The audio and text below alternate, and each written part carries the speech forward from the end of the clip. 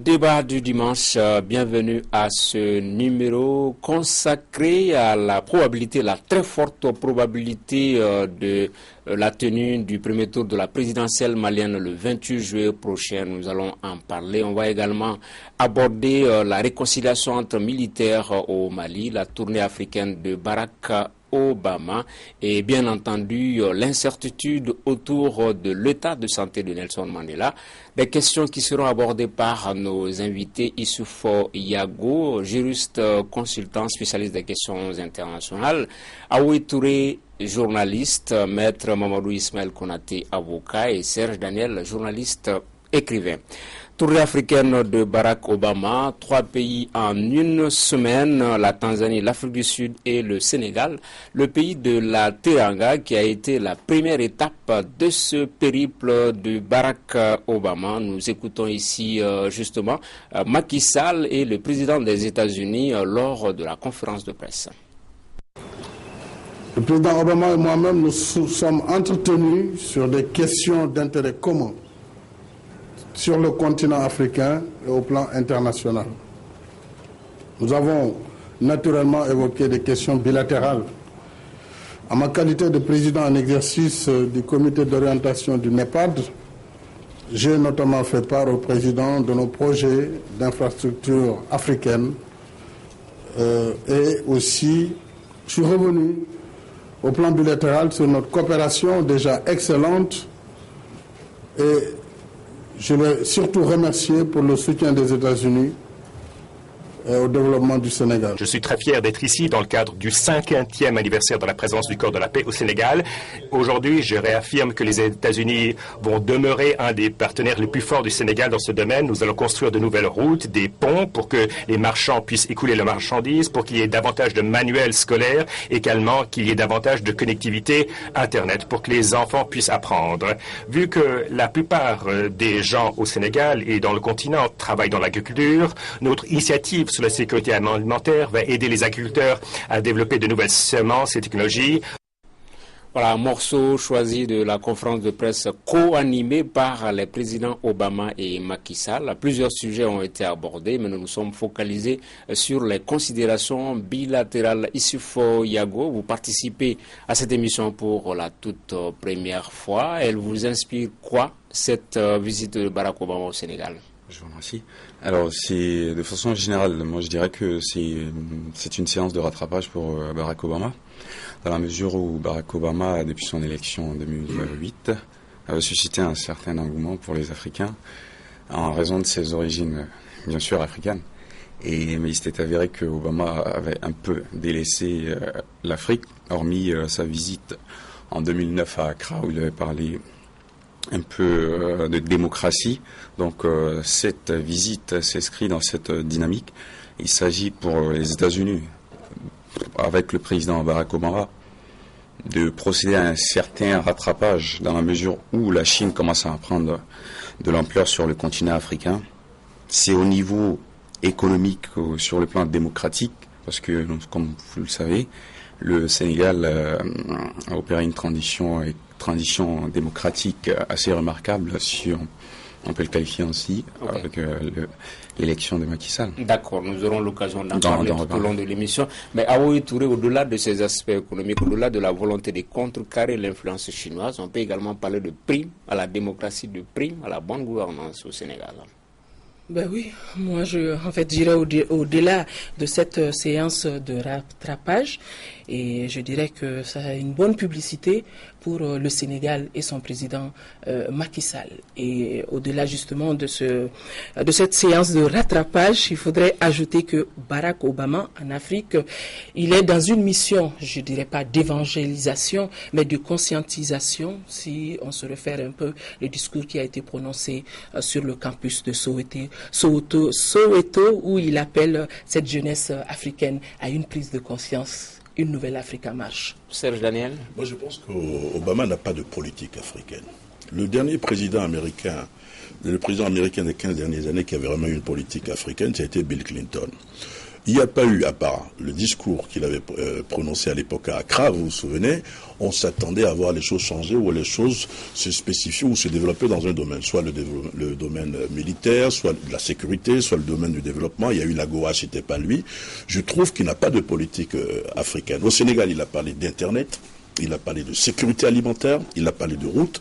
Ce n'est pas un programme, si vous voulez, transversal du développement de l'Afrique. Et je le regrette parce qu'il est d'origine africaine. Maître Konaté, sur la visite d'Obama. Ce n'est pas souvent que je partage l'entièreté des opinions de mon ami Serge Daniel, mais je partage totalement cette opinion.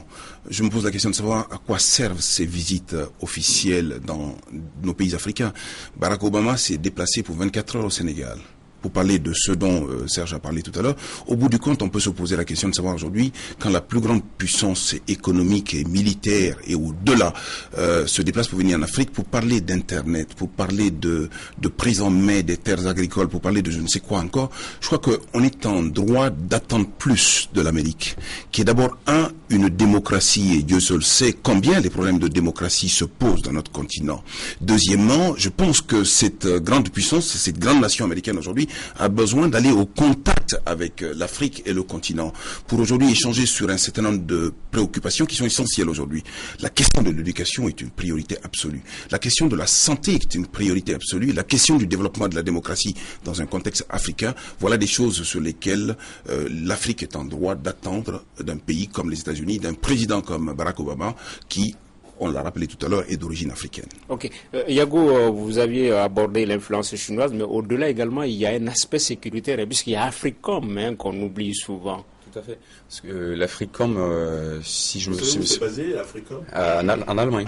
Donc, en Allemagne, ça c'est une question, c'est une question politique, parce que les États-Unis n'arrivent pas à trouver une base pour installer... Ils n'ont pas de politique. Obama n'a pas de politique. On est unanime là-dessus. Obama n'a pas de politique africaine en tant que telle. Mais c'était une stratégie globale des États-Unis. C'était de se concentrer sur l'Asie du Sud-Est et contrer l'influence chinoise qui montait. Et une fois cette mission réussie, je pense qu'il se retourne un peu vers l'Afrique. Oui, quand même, c'est la Bush aussi avait été au Sénégal. Le Sénégal, c'est le seul État, pays francophone dans cette tournée africaine de Barack Obama. Peut-être qu'il faudrait insister sur l'exemplarité, les transitions démocratiques réussies au Sénégal, Maître Konaté. Oui, incontestablement, je pense qu'on ne pourrait pas dire beaucoup de mal du Sénégal du point de vue démocratique, même s'il y a un certain nombre de choses à revoir au plan notamment... Peut-être c'est une vitrine, géographiquement, quand on quitte les États-Unis pour entrer en Afrique, c'est vraiment... La part de l'Afrique, le Sénégal, pour faire simple, on peut dire que... Oui, bien sûr. Je pense qu'aujourd'hui, c'est vrai que le Sénégal mérite une visite de cette nature-là, mais on attendrait beaucoup plus d'une visite comme celle-ci. Bien évidemment, quand on regarde aujourd'hui les autres pays africains par rapport au Sénégal, un pays qui n'a jamais connu de coup d'État militaire depuis l'indépendance, un pays où il y a une sorte de transition, un pays où le droit, même s'il est critiquable à bien des égards aujourd'hui, se dit éventuellement et distribué dans des conditions relativement acceptables par rapport aux autres pays. Tout ça fait aujourd'hui que visiblement, c'est vrai que pour une grande puissance comme les États-Unis, la porte d'entrée peut être le Sénégal. Ça fait un peu un effet de mode. À un moment, c'était le Mali. Vous vous souvenez, Colin Powell est passé par ici. Voilà. Avant lui, il y a eu Warren Christopher. Je ne sais pas si vous étiez là à l'époque. Après, c'était Marguerite Albright. C'est un effet de mode. Il ne faut pas être impressionné. Ce n'est pas parce qu'Obama va au Sénégal que le Sénégal est le pays le plus démocratique d'Afrique. Le Sénégal paraît aujourd'hui, vu l'état dans lequel se trouve le processus démocratique dans les pays francophones, comme le pays le plus stable. Il a failli y avoir de graves problèmes au Sénégal. Mais demain, si ça se transporte en Guinée, on va dire que la Guinée est un pays démocratique.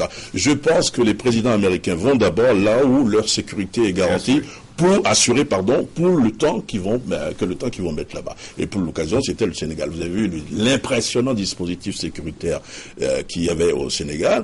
Et puis, avec l'île de Gorée. L'île de Gorée, avec sa famille, ses enfants, c'était un symbole assez fort. Donc, c'est pas parce que Dakar, c'est le pays, la capitale la plus démocratique, à mon avis, de l'Afrique de l'Ouest aujourd'hui, qu'il allait là-bas. Et encore une fois, c'est le Sénégal qui est en train de tirer profit de cette visite-là sur la scène internationale. Oui, je voulais dire qu'il fait partie des plus démocratiques, puisque entouré par des pays instables, la Guinée-Bissau, la Guinée-Conakry. Le Sénégal a failli aujourd'hui être instable. le Mali.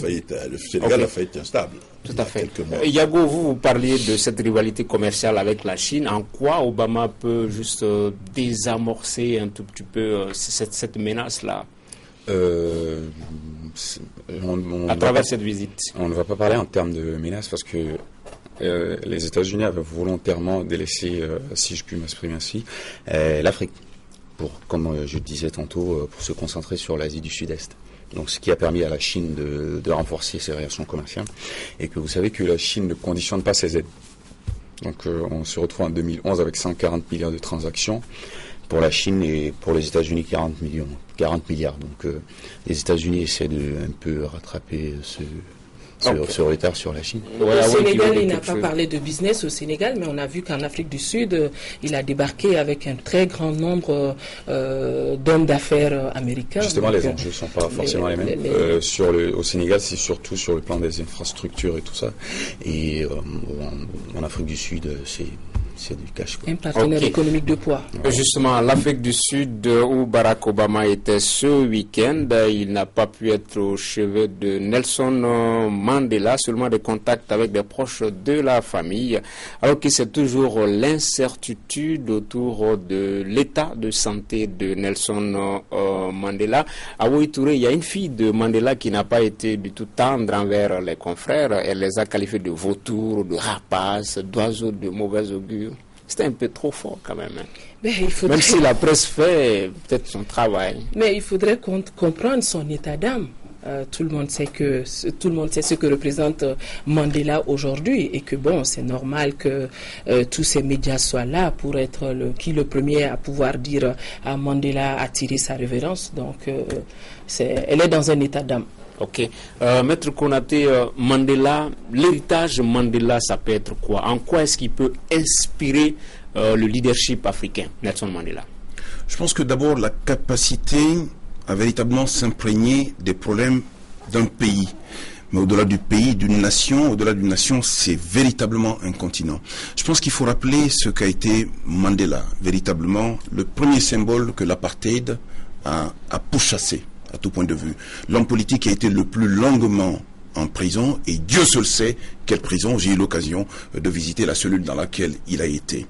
Et quand on regarde aujourd'hui la capacité d'appréhension de ces problèmes sud-africains, la capacité de riposter, mais positivement, face à la plus grosse violence politique qu'il y a à l'apartheid, au plus gros racisme qu'il y a, je pense que Mandela aujourd'hui, c'est véritablement le héros des 50 dernières années africaine. Ce héros, sa fille peut peut-être se fâcher, mais il n'y a pas d'autre choix que d'être des vautours autour de Nelson Mandela. Il n'y a pas d'autre choix que d'être là parce que simplement, ce ne sont pas seulement les Sud-Africains qui sont concernés par le sort de Nelson Mandela aujourd'hui, c'est le monde entier. Tous les Européens, tous les Africains, tous les Asiatiques aujourd'hui sont en attente de savoir un peu quel va être le sort. Moi, je lui souhaite le meilleur sort, mais au-delà, je pense que l'Afrique doit être capable, justement, de regarder ce qu'a été Mandela, éventuellement, de s'inspirer de son exemple. Ouais, la maladie de Mandela, c'est quand même une affaire planétaire, pour trois raisons essentielles, à mon avis. Mandela, il a fait la prison à cause de ses opinions.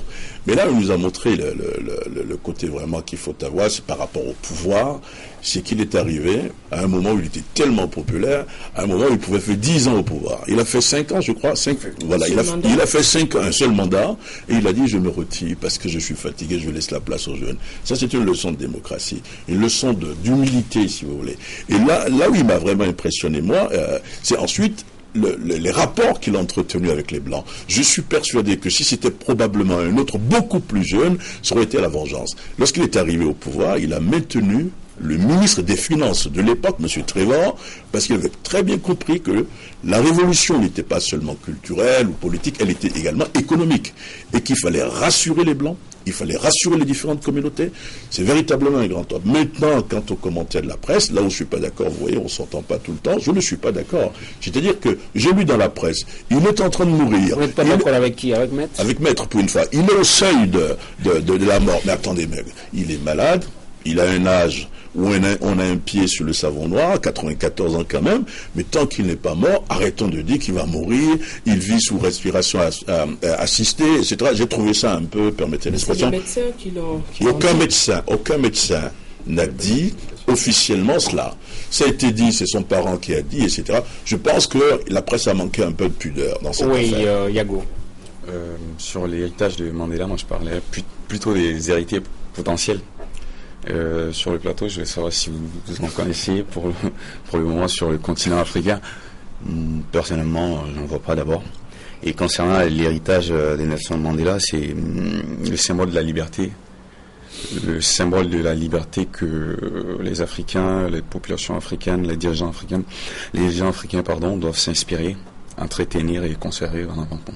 Oui. Est-ce que c'est pas un peu gênant toute cette histoire autour déjà de l'héritage, des espèces sonnantes et trébuchantes, puisqu'il y a un des petits-fils qui veut que Mandela soit enterré au village pour que ce soit un site touristique. Pour Mandela, est-ce que c'est pas un tout petit peu gênant, Maître Konaté? Je crois que Mandela lui-même, avant de mourir, a dû tout prévoir. Ah bon? Vous avez vu son testament? Il a dû tout prévoir parce que, non, je veux dire, un homme politique de cette taille, c'est bien qu'après lui, ça peut être le déluge si un certain nombre de choses ne sont pas indiquées. Vous voyez, il est quand même éclaté, Mandela. Il a une première famille, une deuxième famille, et autour, il a la grande famille, non seulement des Mandela, mais en même temps, au-delà, la grande famille politique de l'ANC, qui aussi est éclatée aujourd'hui. Je pense simplement qu'il ne faut pas aller très vite en besogne. Mandela est un homme, sans doute, qui est capable de prévoir un certain nombre de choses. Mais au-delà, ce qu'il faut saluer également, c'est l'harmonie des peuples, des couleurs et des races en Afrique du Sud. Aujourd'hui, c'est un pays qui est paisible, c'est un pays arc-en-ciel dans lequel, aujourd'hui, les populations noires, blanches et les populations d'origine chinoise et asiatique vivent paisiblement et en bonne et parfaite intelligence, ce qui n'est pas le cas dans des peuples homogènes dans certains pays. Mais, oui, je voulais insister là-dessus, sur ce melting pot qui existe aujourd'hui dans un pays comme l'Afrique du Sud, et c'est admirable à voir que ça existe. Je voulais insister là-dessus. Oui, mais est-ce que l'après-Mandela peut impacter sur l'ANC, puisqu'il y a déjà des dissidences, est-ce que l'autre parti rival peut profiter peut-être de l'après-Mandela? Ça reste une possibilité. C'est possible que ça se passe comme ça, mais je pense que l'ANC efficacement et bien organisé pour éviter ces genres de querelles intestines. La spécificité de Mandela, et Serge sera d'accord avec moi, c'est qu'il n'a jamais voulu prendre en otage le parti. Non. Quand il est parti du parti, il est véritablement parti du parti. Les luttes de positionnement, les luttes de leadership n'ont jamais concerné Mandela. Il s'est toujours mis à l'abri. Il n'a jamais été plus près des uns que des autres. Il a été à équidistance de tout le monde. Et je pense qu'au-delà, aujourd'hui, tous vont devoir se réclamer de l'ANC et de Mandela comme ils le veulent, comme lui-même l'aurait souhaité. Je pense qu'il y a un appareil au sein de l'ANC. L'ANC, c'est un appareil politique, un appareil de campagne, de conquête du terrain. Je ne vois pas, personnellement, l'ANC perdre le pouvoir dans les 10 prochaines années. Mais il est évident que dans 15 ans, dans 20 ans, il va y avoir le débat à l'intérieur, la scission, parce que l'ancien président Thabo Mbeki a tenté à un moment de lancer une OPA sur l'ANC, il n'a pas réussi, si vous voulez, parce que bon, voilà. Mais il y a une dernière bombe que Mandela n'a pas pu désamorcer, la réforme agraire. Pour certains, ce sera le prochain défi du pouvoir en Afrique du Sud. Je pense qu'il faut laisser le temps régler cette question. C'est toute la problématique justement de la prise en main du patrimoine et de la gestion du patrimoine. Pendant très longtemps, du fait de la colonisation de l'apartheid, les Blancs ont occupé la majeure partie des terres qui soient les plus riches aujourd'hui. Il faut laisser le temps progressivement régler cette question. Et c'est un point de discorde aujourd'hui, et l'équilibre de toute l'Afrique du Sud tient essentiellement à ça. Ok. Troisième thème de cette émission, pour revenir au Mali, après un premier report le 7 juillet, l'élection présidentielle prévue pour le 28 prochain sera-t-elle reprogrammée? L'on est bien en droit de se poser la question. Après la déclaration cette semaine du président de la Commission électorale nationale indépendante, Djamoutani trouve improbable la distribution en un mois des cartes d'électeurs sur l'ensemble du territoire malien. Maître Konaté, on est en train d'aller vers un report de la présidentielle du 28 juillet 2013, après celui du 7 juillet. Sans doute, comme je l'ai dit sur votre plateau, la veille du 7 juillet, je trouvais impossible et totalement impossible d'organiser un scrutin le 7. J'ai eu quelques espoirs avec le 28, mais depuis 2 semaines, je déchante parce que simplement, quand on regarde et qu'on fait l'état des lieux, on se rend compte aujourd'hui que non seulement on ne peut pas le 28, mais au-delà du 28, on ne sait même pas quand est-ce que l'on peut. Aujourd'hui, concrètement, les cartes NINA sont arrivées très en retard et le dispositif qui a été mis en place pour les distribuer aujourd'hui ne peut pas permettre à tout le monde de posséder sa carte NINA pour le 28 et aller voter. Le deuxième point, c'est que la carte NINA comporte elle-même un certain nombre d'anomalies. Aujourd'hui, quand vous avez une carte NINA, que vous êtes prêt à aller voter parce que c'est l'instrument qu'il faut pour aller voter, vous n'avez pas de numéro de bureau là-dessus. Et le troisième point, c'est que Kidal aujourd'hui ne doit pas servir de prétexte, c'est vrai, mais Kidal aujourd'hui n'est pas totalement libéré au point qu'on puisse installer une administration. Quatrièmement, aucun déplacé, aucun réfugié. La majeure partie des Maliens de l'extérieur vont pas pouvoir voter, prendre part à cette élection-là pour voter. Alors tout ça fait partie des difficultés. Je pense que ce qui reste au gouvernement aujourd'hui, c'est véritablement, comme je l'ai indiqué la dernière fois, d'être capable de nous faire l'état des lieux. De report en report, on rentre dans une espèce de constat d'incapacité des autorités qui ont la charge de dérouler l'élection. Je termine juste sur le point de la CENI. Je ne comprends pas la CENI. Le 7, ils ont indiqué que ce n'était pas possible. La date du 28 a été fixée. Avec eux, ils ont dit que c'était possible. La veille, dire que c'était pas possible. Je pense que quelqu'un n'est pas en train de faire son boulot. Ouais. Il faut faire le constat et qu'il y ait du dégagement. Tout à fait. Ah oui, Touré. Oui, moi, les propos du président de la CENI, je les ai écoutés sur une radio que je ne vais pas nommer sur ce plateau. Et la question que j'ai eu à me poser, c'est à quelle valeur les propos du président de la CENI? Parce que, à ce que je sache, la CENI, elle n'a pas vocation d'organiser des élections. C'est le ministère de l'administration territoriale. Et que, il y a quelques jours, on a entendu le ministre, colonel Sinko Koulibaly, assurer et donner l'assurance comme quoi les élections vont se tenir à la date indiquée. Et en fait, je me permettrai de revenir sur le personnage même du président de la CENI.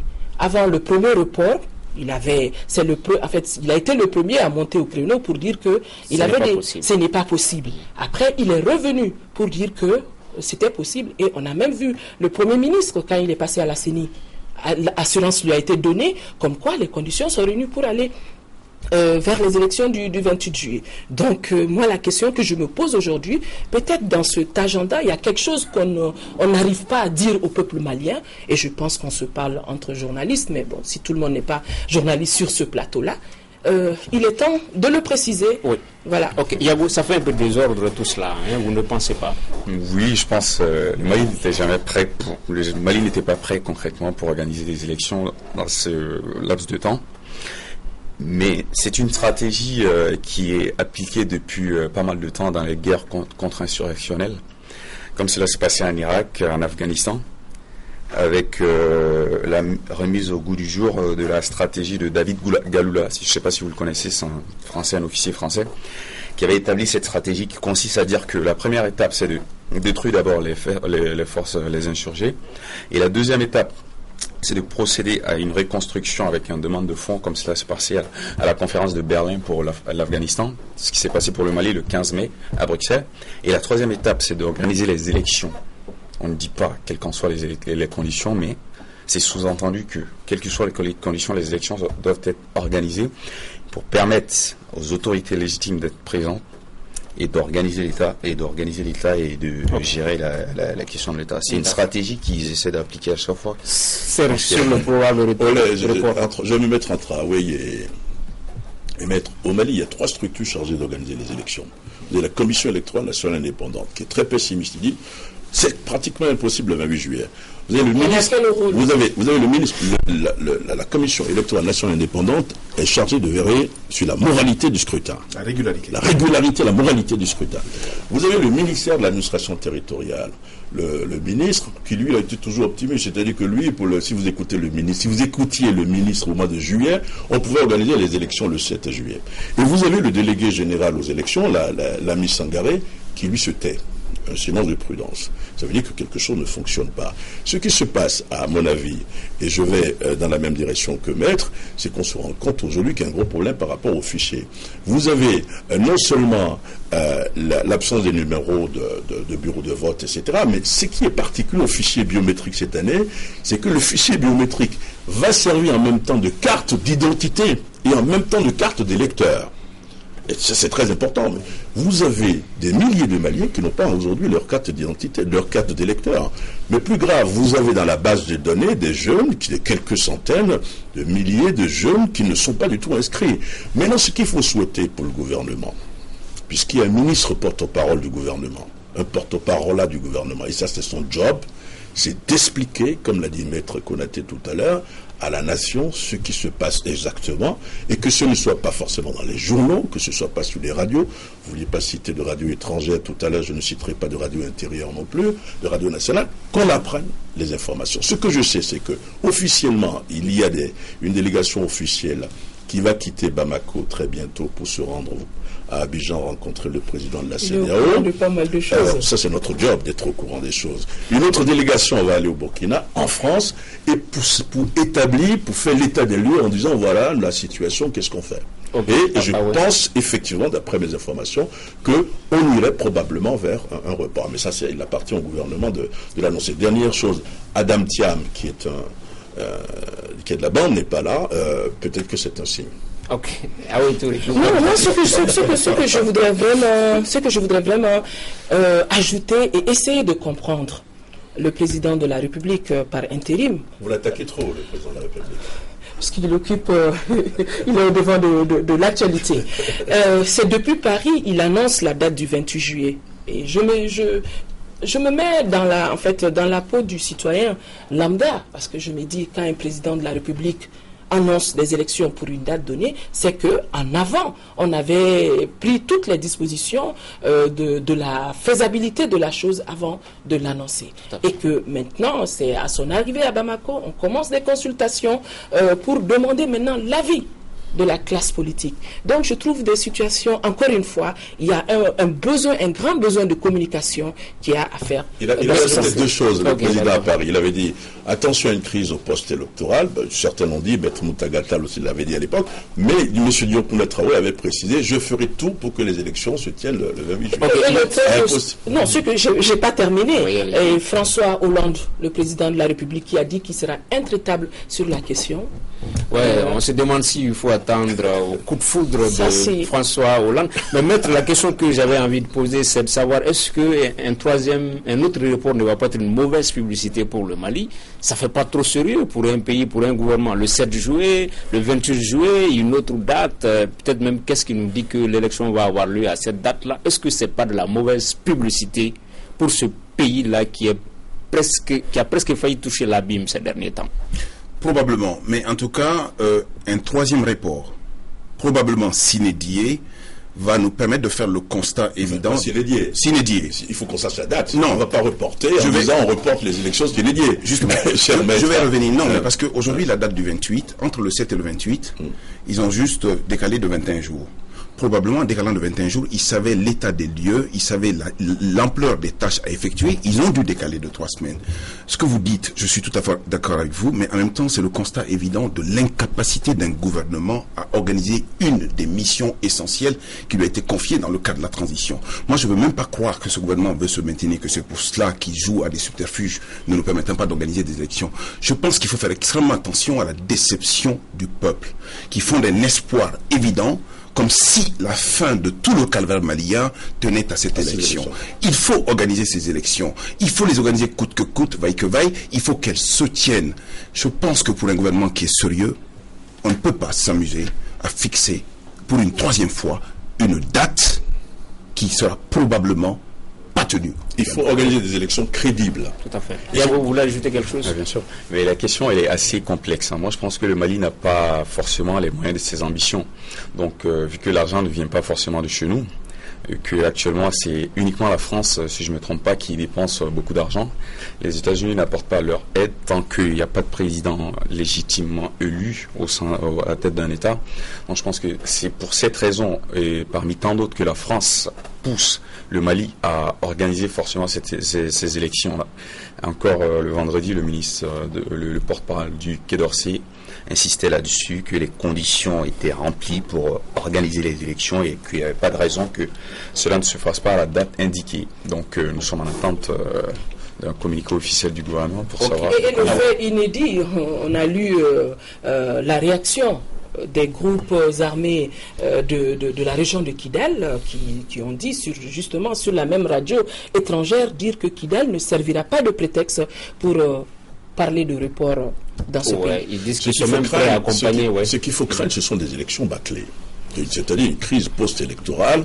On ne sait pas ce que ça va devenir. Si vous organisez les élections demain et que des milliers de Maliens n'arrivent pas à aller voter et que c'est un grand facilage, c'est maintenant qu'on doit s'en rendre compte. Je ne suis pas au gouvernement. Posez la question aux membres du gouvernement. Moi, j'analyse, j'émets des idées. Donc, voyez-vous, et je ne sais pas s'il faut organiser des élections bâclées ou s'il faut s'arranger pour organiser des élections transparentes. Les élections claires, c'est que tous ceux qui doivent avoir leur carte d'électeur, Maître Konaté, doivent être en possession de leur carte d'électeur, par exemple, avant le jour du vote. Oui, Serge, moi je suis pas tout à fait en discorde avec toi, mais je pense que ce qu'il faut dire au gouvernement au jour d'aujourd'hui, si jamais ces élections qui sont fixées pour le 28 doivent être reportées, que l'on soit capable, d'une part, d'analyser l'ampleur de la tâche, le fixer dans le temps et proposer une date. Parce que le souci, c'est quoi? Tant qu'on ne connaît pas des dates précises auxquelles on peut tenir ces élections, le gouvernement va, en se fragilisant, en se précarisant. C'est ça la difficulté. Il y a un gouvernement de transition qui est en face, qui a une mission dont la principale est d'organiser des élections. Aujourd'hui, que le gouvernement soit capable de nous dire si oui ou non ils peuvent organiser des élections et dans quelles conditions et dans quel délai. Si ce n'est pas le cas, je pense que les Maliens seront en droit légitimement de réclamer la tête de ce gouvernement. Ok. Vient de me souffler qu'on attend un communiqué officiel dans les heures qui suivent. Ok. Entre-temps, on connaît presque la liste des candidats justement à cette présidentielle. Il y a 4 anciens premiers ministres, 2 dames, il y a le landerneau politique, la crème de la classe politique qui s'y retrouve. Un commentaire sur les différents candidatures. Moi, je pense que la crise malienne a suscité des vocations. C'est la première fois qu'on a autant de candidats, enfin, autant de dépôts de candidatures à une élection pluraliste au Mali. Quelqu'un a vraiment parlé d'élection pluraliste pour la première fois au Mali avec 36 candidatures. Déposées. Bon, on ne sait pas si la Cour constitutionnelle va valider toutes ces candidatures. Mais le plus jeune a 36 ans. Oui. Le plus âgé, c'est votre ami. Ah, vous avez un ami dedans? J'en ai plusieurs d'ailleurs. Je voulais simplement les saluer pour leur courage. Je pense que simplement, s'il faut faire un grand résumé de cela, on a commencé à rentrer dans un système de la démocratie en 1991. Donc on fait le bilan, c'est 20 ans de démocratie, 36 candidats à l'élection présidentielle. 36 candidats à l'élection présidentielle, dont on attend de valider. D'ailleurs, je souhaite que la Cour constitutionnelle valide cela. Rien que déjà pour le Trésor public, ça fera au moins 10 millions, multiplié par 26, ça fait 260 millions. Et le deuxième point, 360 millions. Et alors, donc, 20 ans de démocratie, 36 candidats à l'élection présidentielle, dont 4 anciens premiers ministres et 2 dames. On peut dire au Mali démocratique ou en voie de démocratisation. Bravo. Ok. Yago? Je partage l'avis de Maître, mais je pense que c'est pas forcément une bonne chose pour une démocratie, parce que cette inflation de candidats entraîne une fragmentation du système politique, du système de partis maliens, qui n'est pas forcément une bonne chose pour une démocratie. Okay. Il y a 36 candidats, mais il y a un seul fauteuil. Et c'est évident qu'il y a 4 favoris. Maintenant, Maître Konaté va me poser la question de savoir quels sont les favoris. Je lui renvoie la même question. Non, mais tu m'as dit, je peux l'annoncer, ce que tu m'as dit. Nous restons toujours au Mali, 22 mars, 30 avril, coup d'État contre coup d'État, béret vert, béret rouge, des vocables à mettre désormais dans les oubliettes. C'est du moins ce qu'espèrent les plus hautes autorités. C'était lors d'une cérémonie de réconciliation entre militaires, entre béret vert et béret rouge. Les images, des enfants de béret vert et de béret rouge. Nous écoutons justement le président par intérim Dionkunda Traoré et le capitaine Amadou Aya Sanogo à l'issue de cette cérémonie. Je demande ici aujourd'hui et avec insistance que les enfants de ce pays se pardonnent. Et je souhaite que cela commence avec les représentants des bérets rouges et des bérets verts, avec les familles des bérets verts et des bérets rouges, qui ont payé pour cette page tragique de notre histoire, une page, assurément, qu'il faut mettre derrière nous. Il y a quelques mois, des incompréhensions et des divergences de point de vue, délibérément amplifiées par certains, avaient opposé ceux qui, par le devoir et la fraternité d'armes, doivent demeurer ensemble comme un seul homme pour défendre la mère patrie. En ce jour, mercredi 26 juin de l'an 2013, nous, femmes et hommes en uniforme, sans exception aucune, dans le souci de rassurer le peuple que cela n'était qu'un incident de parcours, avons voulu, à la faveur de la présente cérémonie, souhaiter demander pardon à l'ensemble des Maliens. Un pardon sincère que nous adressons à l'ensemble du peuple, ainsi qu'à celui de toute autre personne affectée par ces événements malheureux survenus entre porteurs d'uniforme. Voilà qui est bien dit, coup d'État contre coup d'État, béret vert, béret rouge, des vocables à ranger vraiment dans les placards, dans les oubliettes. Ce sera facile, Maître Konaté? Je pense que les militaires maliens sont interpellés dans leur conscience, dans leur dignité, dans leur orgueil. Les difficultés que nous avons connues dans ce pays, en grande partie, sont dues aux militaires et à leur incapacité de s'entendre et de rester des militaires. Il n'y a plus qu'à leur faire confiance. Je pense que ces deux bérets verts et bérets rouges qui se sont regardés en face pour se dire pardon, et en même temps pardon au peuple, sous l'égide du président de la République, qui a pu probablement régler ce problème-là. Et on attend également qu'il règle toutes les autres difficultés de la nation, notamment l'élection.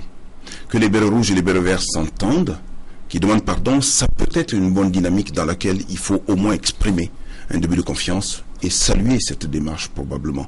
Plus jamais ça dans notre pays. Yago? Oui, j'abonde dans le même sens que Maître Konaté.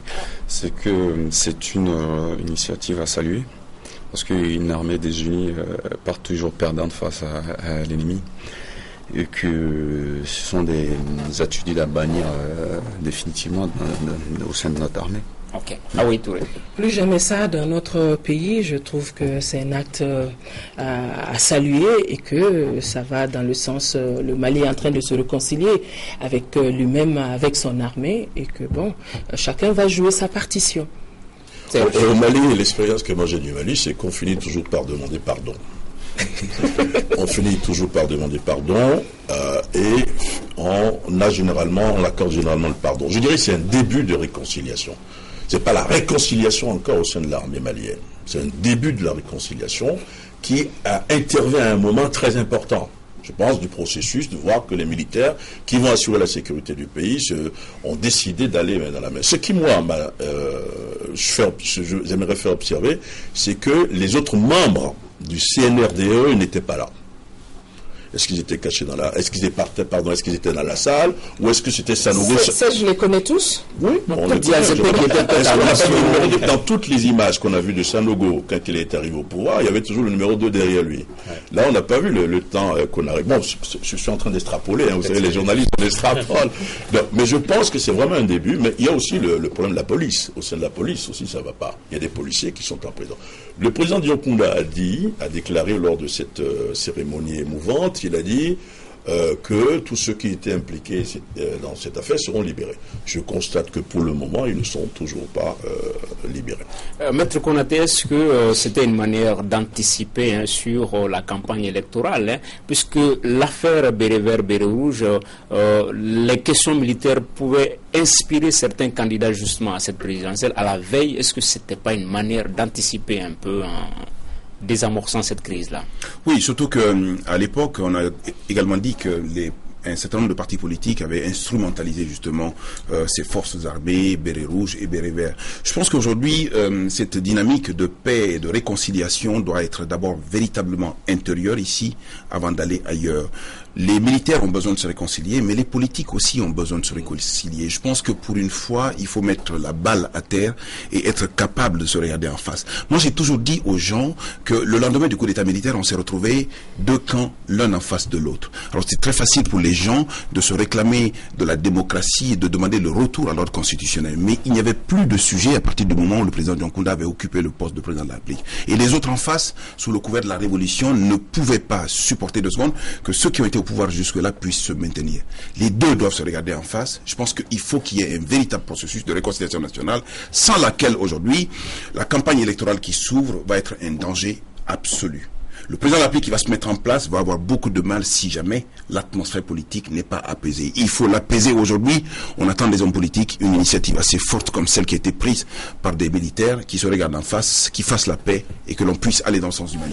Il y a un code de bonne conduite qui est en train d'être signé par ici tous les ans. Ici tous les ans. Mais ce que je veux dire, c'est qu'effectivement, ça ne suffit pas. Il faut une cérémonie Exactement. Pas, où on voit tous les politiciens, etc. Mais au même moment, on a quand même levé l'immunité de certains députés. Et dont certains sont candidats, et par mesure de précaution, à mon avis, c'est une coïncidence. Pour le moment, vous avez 2 de ces députés candidats qui se sont mis, qui sont à l'extérieur du pays. C'est pas la conclusion que je tire. Moi, ce que je tire comme conclusion, justement, sur cette initiative de l'Assemblée nationale, que je salue, en tout cas en ce qui concerne la levée d'immunité parlementaire des députés qui sont dans la rébellion aujourd'hui. Et c'est un pied de nez aux accords de Ouagadougou. Justement, la rébellion, ça nous donne l'opportunité de poser la question, et si ces personnes venaient demander également pardon au Mali? Peut-être les prochains jours, il faut faire un micro-total pour savoir est-ce que le pardon des militaires va être accepté par le peuple, et aussi si le MNLA, si les groupes armés venaient à demander pardon à Sékou Touré, au peuple malien. Serge Daniel a dit que le Mali est un pays de pardon, et au nom du pardon, je pense que tout est possible dans ce pays. Impossible n'est pas. Par exemple. Parfait. Ok. Juste un ce que je voudrais ajouter, que ce ne soit pas un pardon du bout des lèvres, que ce soit un pardon franc, et que ça évitera d'autres rebondissements. Je pense qu'aujourd'hui, que les hommes politiques se pardonnent, oui. Que les militaires se pardonnent, oui. Mais ceux qui sont de la rébellion ne peuvent pas se contenter uniquement du seul pardon. Je pense qu'il faut que la justice passe, et cette justice, en passant, probablement va donner l'occasion aux gens de se pardonner. Encore une fois, ce n'est pas aux hommes politiques, sous le couvert d'accord, qui vont devoir dire que l'on pardonne au MNLA ou à SUA. C'est le peuple du Mali qui doit se regarder en face pour se dire nous avons pardonné. Tout à fait. C'est sur ce que prend fin ce débat du dimanche. Nous recevions Issouf Yago, juriste consultant, Sékou Touré, journaliste, Maître Mamadou Ismaël Konaté, avocat, et Serge Daniel, journaliste, écrivain. Mais avant de se quitter, cette citation de Nelson Mandela, nous ne sommes pas encore libres, nous avons seulement atteint la liberté d'être libre. Sur ce prend fin ce numéro du débat du dimanche. Merci de l'avoir suivi. À dimanche prochain, Inch'Allah.